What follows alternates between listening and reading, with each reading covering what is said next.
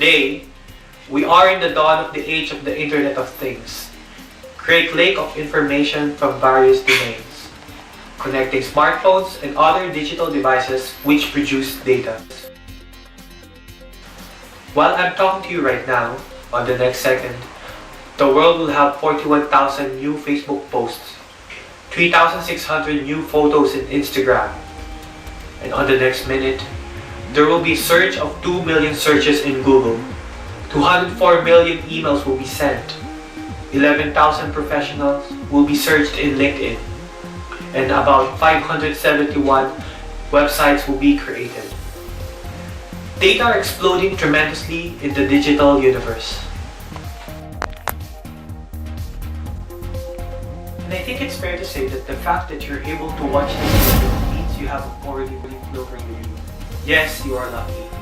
You're lucky and privileged to be a member of the digital universe, to witness the data explosion, to be part of the population of who have, because there is a pressing issue about the gulf between those who have ready access to computers and the internet and those who do not. It is a socio-economic concern that involves disparity between those people who have opportunities and skills enabling them to benefit from digital resources, and those who do not have these opportunities and skills. This inequality between individuals, households, businesses, or geographic areas, usually at different socio-economic levels or other demographic categories. This situation is apparent around the world, especially in the Asian and African continent. It is what we call as the digital divide. Now, to give you a big picture of the digital universe, only about 39% of the world's population is able to access the World Wide Web. That translates to about 2.8 out of the 7.1 billion people across the globe. We still have a significant difference of 4.3 billion people that have yet to experience the Internet of Things. To show a clear picture of this disparity, let's compare the North American continent, where most nations have high-income economies, with Asia, where a majority of countries have low-income economies. There is a significant difference. The graph shows that the percentage of those who have no internet access in Asia is more than 4 times than those in North America. That's a huge gap, considering that Asia comprises more than half of the world's population. About 2.7 billion people in Asia alone do not have access to the internet, while around the same number of people, 2.8 billion, have access. There is a big chunk of the population that is yet to join the digital universe.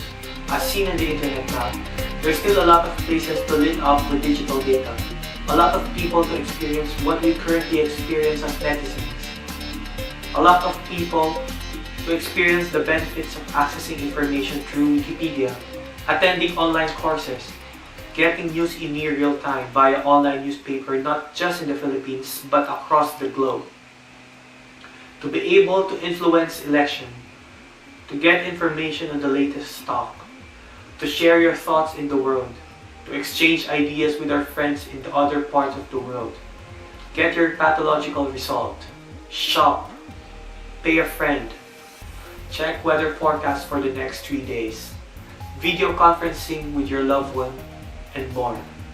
There's a lot of things that our 4.3 billion friends have yet to experience.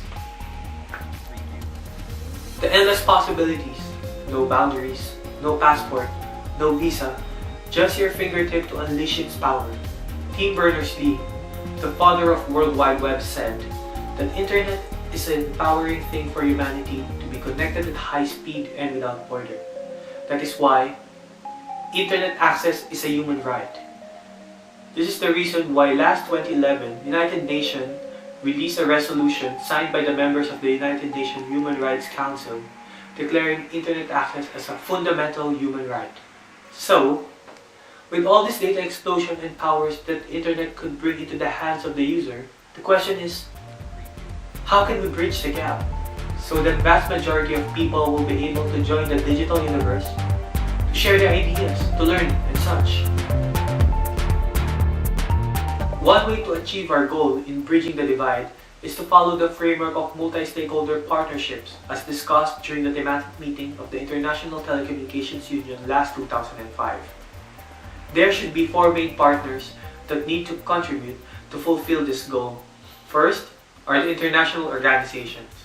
International organizations like United Nations and APEC can create initiatives like the Millennium Development Goal that create global partnership amongst member countries or create forums for policy and standards coordination.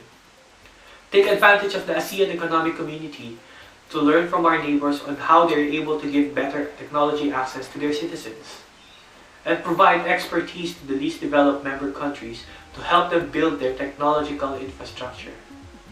Government should create and enact laws and regulations which enable them to uphold the rights of its citizens to internet access and eradicate misuse of public funds, to allocate more funds to educate its citizens to become netizens, which in the long run yields higher return of investment in the economy.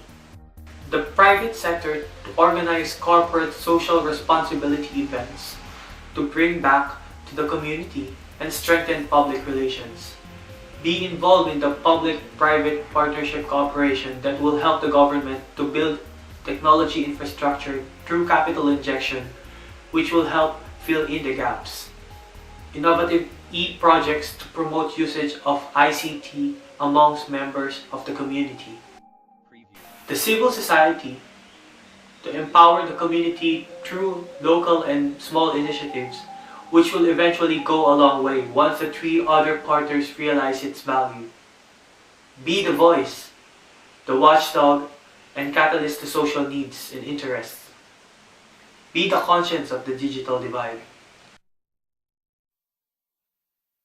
We need leaders across all levels of society to gradually bridge the gap, to let our 4.3 billion friends benefit from the internet, to empower them, eradicate ignorance. Let us lend our hands. Let us not make them wait any longer. Let us help them cross the bridge of digital divide.